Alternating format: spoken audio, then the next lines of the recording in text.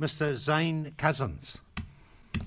Kia ora, Zane. Good afternoon, elected members. Thank you for the opportunity to speak today.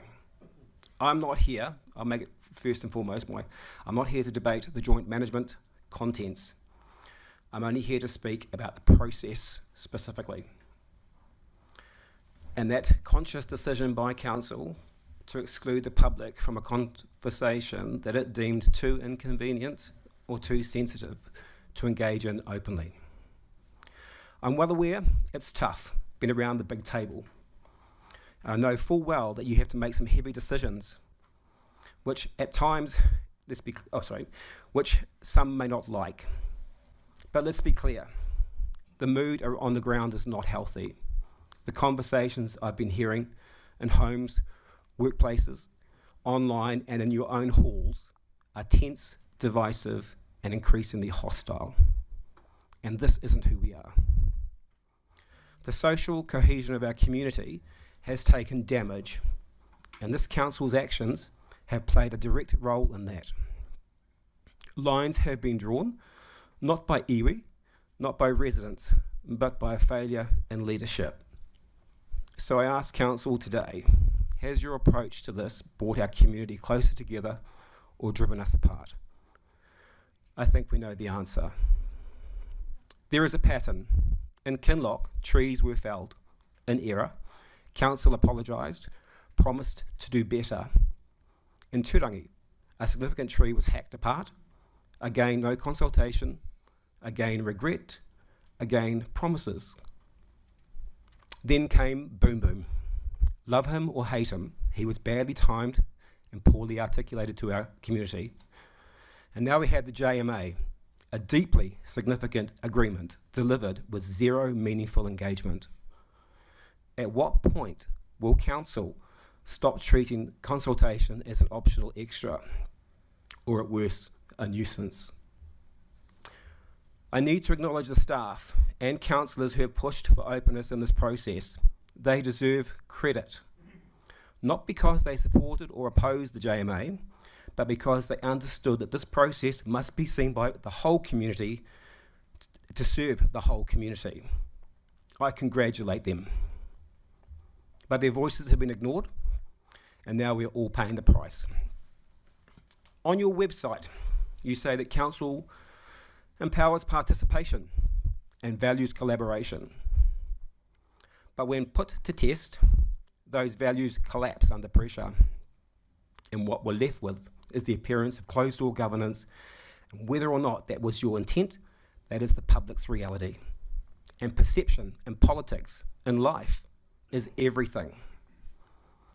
So now we have a fractured relationship with the community, tension with iwi, and ugly, divisive narratives now dominating the conversation.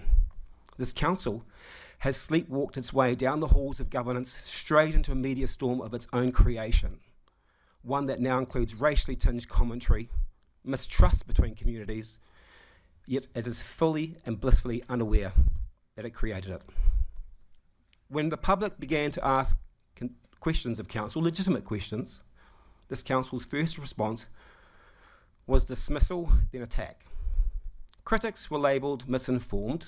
This was all the cause of one single rogue person spouting misinformation and disinformation. People were told by the Deputy Mayor that we couldn't possibly understand the complexities of the RMA that impact this document, as we aren't trained in such things. Meanwhile, the Mayor publicly derided those that raised concerns, labelling them as of a certain type. Council even sought independent legal advice on their consultation obligations whilst hiding behind the deflective, all-encompassing argument of legislation says we must sign this, when actually it doesn't say that. It says you must update this document. The word gaslighting comes to mind. iwi had the respect to consult heavily and meaningfully with their communities on a future-based document that we could all be proud of. Yet Council opted for silent running. Everything we're seeing now, the mistrust, the division, the media scrutiny, was 100% preventable. Had this Council engaged early, listened carefully and communicated openly, this moment could have been one of unity and shared progress. Instead, it's become a masterclass and how not to lead. From this point forward, I ask of Council, I expect, that you open the doors wide to the public, commit to full honest consultation on major decisions, recognise that leadership requires humility, not defensiveness. Understand that every decision made here affects real people, and they deserve to be part of the conversation. We're not 42,000 problems to be managed. We are 42,000 Kiwis to be respected, who are in reality one big colourful family. We can disagree at times. That's natural. But what we cannot afford and we will not accept is leadership that enables division, breeds distrust, or attempts to devalue the very people it's meant to represent. You set the tone. You wrote the values. I ask you to live by them. With that in mind, I ask you all to reflect on the decision before you today, and I urge that this particular document be labelled for the incoming council in October to receive it, so that open and robust consideration can be given to it by everyone.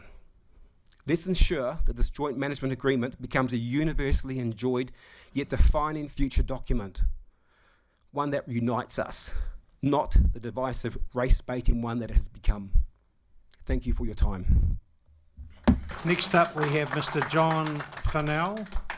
I've got really nothing more to say than what's been said by Shane. I fully endorse what he said, and I too would like to see it go out to the community